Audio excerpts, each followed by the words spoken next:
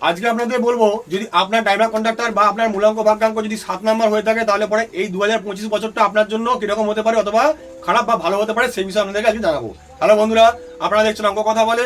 আমি শুভাশিস প্রসাদ, নিউমারোলজি সেবক, বাস্তু এক্সপার্ট। আসুন জেনে নিই কিভাবে হিসাব করবেন। 2025কে দেখুন, পাশাপাশি যোগ করে দেবেন। দেখুন 9 আসছে, অর্থাৎ মঙ্গলের বছর।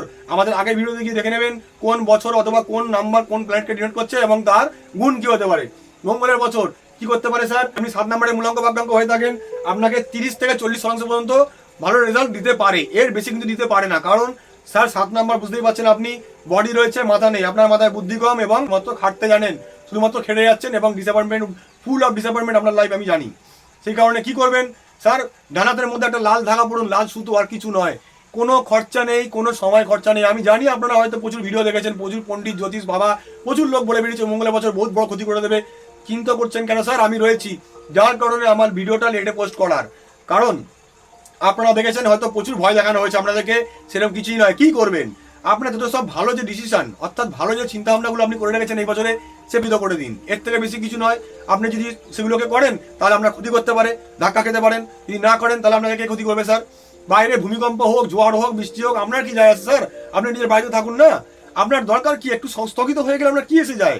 একটুখানি সময় তো লাগবে, এর থেকে বেশি তো কিছু হবে না। শুধুমাত্র হাতে লাল ধাগা পড়ুন, পারলে হনুমান চালিসা আপনি পাঠ করতে পারেন।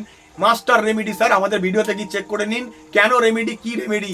কোনো জ্যোতিষ বাবা পাথর হোমযজ্ঞ পুজো পাঠ করে আপনাকে কোনো রেমেডি করতে হবে না।